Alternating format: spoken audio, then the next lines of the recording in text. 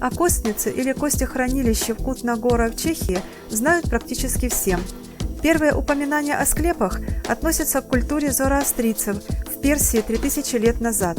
От них эту традицию переняли католическая, православная и иудейская религиозные традиции. Во всем мире есть здания, которые оформлены или построены почти полностью из человеческих костей, и несмотря на жутковатую составляющую, каждая из них является удивительным памятником архитектуры. Вот некоторые из самых известных.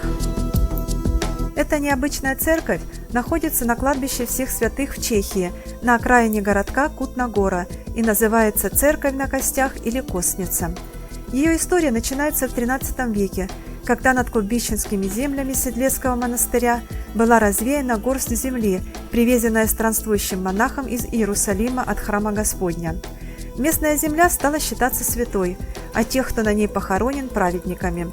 На кладбище потянулись похоронные процессии чешских князей, а также знати из Германии, Голландии, Франции и Испании. Но кладбище не могло вместить всех.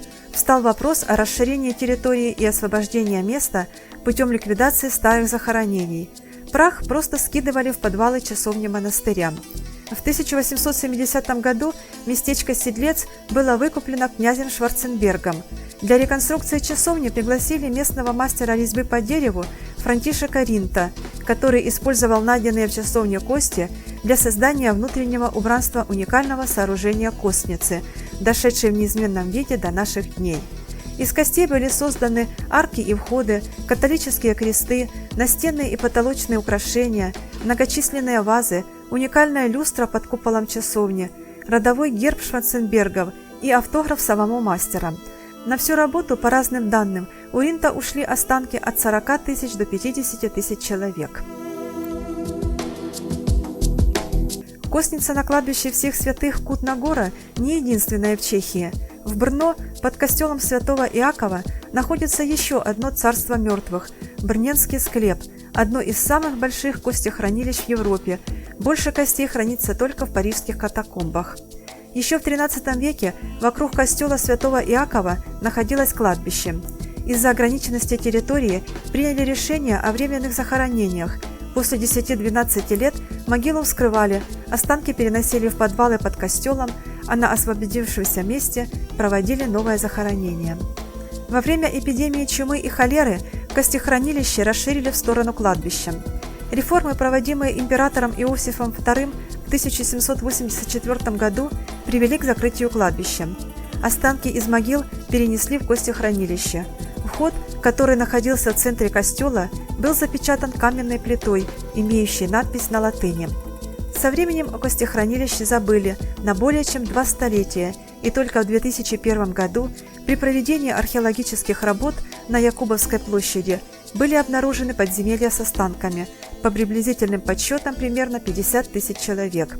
Это второе по численности костехранилище в Европе. Было принято решение о его реставрации и преобразовании в туристический объект.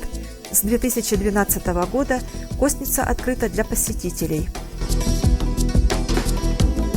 Часовня Черепов – священный памятник, расположенный в Чермне в Нижней Силезии, Польша. В 1776 году приходской священник Вацлав Томашек на склоне холма возле колокольни случайно наткнулся на массовое захоронение людей. Все кости были перенесены в часовню. В этом же году началось строительство нового здания для воплощения идеи создания часовни Черепов.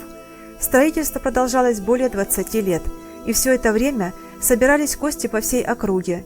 Интерьер часовни обустраивался до 1804 года. Стены и потолок этой маленькой церкви заполнены 3000 черепов, а также костями 21 тысяч человек, похороненных в подвале здания. После завершения строительных работ священник умер, а его череп расположили на алтаре в центре здания. Раз в году, в ночь с 14 на 15 августа, в часовне Черепов проходит святая месса за всех тех, которые почили в ней. Монастырь Святого Франциска в центре Лимы – одно из самых красивых колониальных сооружений Латинской Америки. Монастырь славится алтарем, украшенным золотом и драгоценными камнями, библиотека из 25 тысяч книг самых разных жанров, огромным куполом с мавританскими узорами.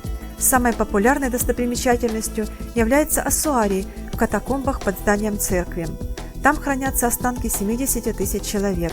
Стены и потолок выложены множеством костей. Широкие колодцы наполнены костями и черепами в виде узоров. Монастырь Святого Франциска в Лиме есть в списке мирового наследия ЮНЕСКО. Лампа – небольшой городок в Перу. Чаще его называют «розовый город», так как большинство строений в нем окрашены в розовый цвет, а крыши покрыты красно-коричневой черепицей. Одна из местных достопримечательностей – это погребение местного политика и предпринимателя Энрике Торреса Белона. Этот любопытный могильный шедевр почти неизвестен за пределами региона. В обмен на финансовую помощь в реставрации местной церкви Белон потребовал устроить в церкви фамильный склеп, а также, чтобы скелетные останки предков использовались для украшения его гробницы и гробницы жены.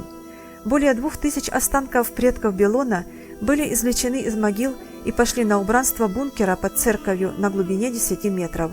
Строительство было закончено в 1968 году, а в 1969 году Энрике Торрес Белон умер.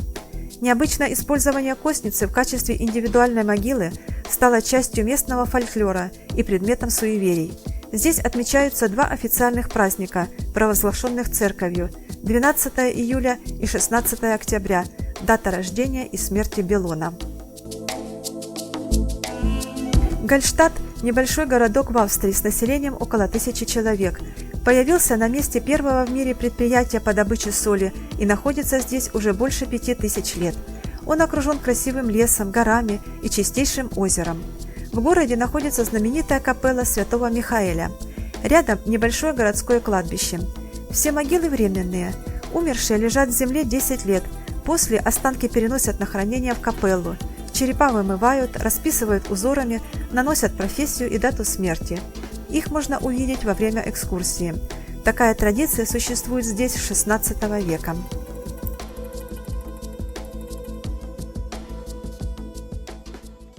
Если вам понравилось наше видео, ставьте лайки, оставляйте комментарии и ваши пожелания и подписывайтесь на наш канал.